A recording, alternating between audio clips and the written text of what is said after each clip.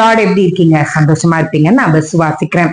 இன்றைக்கு கர்த்தர் கொடுக்கிற ஒரு வார்த்தை நீதிமொழிகள் 16ஆம் அதிகாரத்தின் 3ஆம் வசனம்.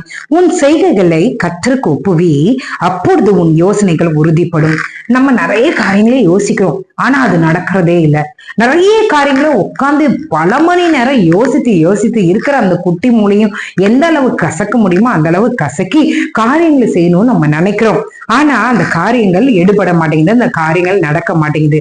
இன்றைக்கு கர்த்தர் நம்மளை பார்த்து சொல்றாரு, நீங்க உங்களுடைய செய்கைகள் வாய்க்கப்படணும்னா, உன் செய்கைகளை உறுதிப்படணும்னா நம்ம செய்ய வேண்டியது என்னன்னா, கர்த்தரிடத்துல நம்மளுடைய செய்கைகளை ஒப்புவிக்கும் போது அப்பொழுது நம்மளுடைய யோசனைகளை கர்த்தர் நமக்கு உறுதிப்படுத்தி கொடுப்பாராம். இன்றைக்கு ஆண்டவரை நோக்கி பார்க்கலாமா? ஆண்டவரை, இது வரைக்கும் நாங்க எங்க யோசனையை தான் நாங்க பெருசா முன்னாடி நிறுத்திருக்கோம், எங்களை நீங்க மன்னிச்சிருங்க. எங்க யோசனைகளை உங்க கையில ஒப்பு கொடுத்துரும், நீங்க காரியங்களை வாய்க்க பண்ணிட்டாங்க. ஆண்டவர் சொல்றது, அந்த பேர்டனை நீ எடுத்துக்காத. உனக்கு என்ன யோசனையா அதை கர்த்தரிடத்துல ஒப்பு கொடுத்துரு, நான் பாத்துக்கிறேன்ப்பா, அந்த வேலையை நான் செஞ்சு முடிக்கிறேன்னு அவர் சொல்றாரு. அப்புறம் ஏங்க நம்ம பாரத்தை தூக்கிட்டு ஐயோ முடியல அப்படின்னு சொல்லிட்டு உட்காந்துருக்கிறோம்? கர்த்தரிடத்துல ஒப்பு கொடுக்கலாமா? அவர் நம்மளுடைய காரியங்களை அவர் உறுதிப்படுத்தி கொடுக்க வல்ல தேவனா இருக்கிறார். ஜெபிக்கலாமே. எங்களை நேசிக்கிற நல்ல பரமபிதாவே, அப்பா, எத்தனோ பேருக்கு லாக்கியத்தை நீர்கள் தந்தீரே, உமக்கு நன்றி.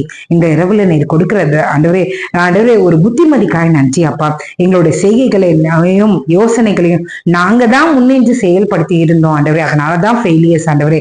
இன்றைக்கு நீங்க எங்களுக்கு சொல்லி கொடுத்துருக்கீங்க, எங்களுடைய செய்கைகளையும் எங்களுடைய யோசனைகளையும் உங்களுடைய பலிப்பிடத்துல நாங்க வச்சிருவோம், உம்மிடத்துல ஒப்பு கொடுத்துருவோம். நீங்க அதை உறுதிப்படுத்தி கொடுக்க போறீங்களே, அதுக்காக உமக்கு நன்றி. எந்தெந்த காரியங்கள நிலைத்தன்மை இல்லையோ என் கர்த்தர் இந்த இரவுல உறுதிப்படுத்த போறீங்களே, உறுதியாய் அவர்களை நிற்க வைக்க போறீங்களே, அதுக்காக உமக்கு நன்றி. அநேக பொருத்தனைகளை எடுக்கிறோம், ஆனா செய்ய முடியல. இப்படி விழுந்து விழுந்து போறோமே நீங்க நினைக்கிறீங்க. இன்றைக்கு கர்த்தரிடத்துல ஒப்பு கொடுங்க, கர்த்தர் உங்களை உறுதிப்படுத்தி நிற்க வைப்பார். அப்பா, நீங்க அப்படியே செய்ய போறீங்களே, அதுக்காக உமக்கு நன்றி. காலை எழுந்து உங்க நாமத்தை மகிமைப்படுத்த கிருபை செய்யுங்க.